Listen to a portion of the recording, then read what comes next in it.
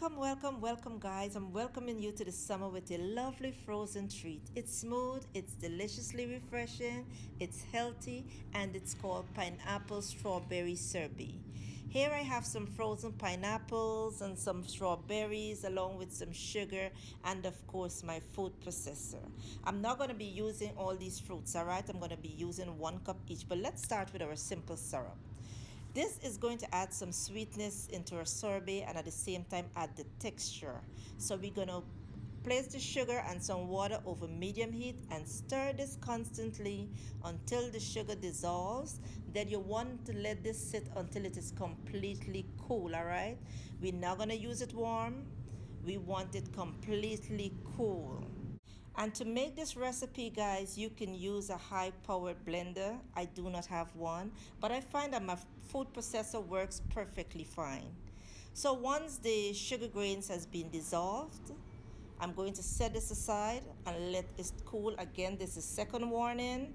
You don't want to use it when it's warm. It must be completely cool. And once it's cool, then is when you want to start to blend or to pulse your fruits together. All right, so at this time I'm going to add 1 cup of frozen pineapple and 1 cup of frozen strawberries. And it is so simple and easy to put together, man. Now I'm going to add the simple syrup with these fruits. And don't you forget to check the description box below, okay?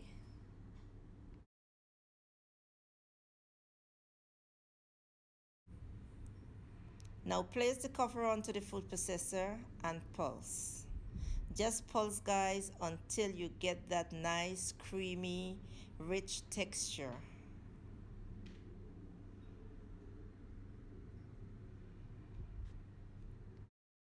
As you can see here that our pineapple and our strawberries are coming together. Look at how beautiful this is.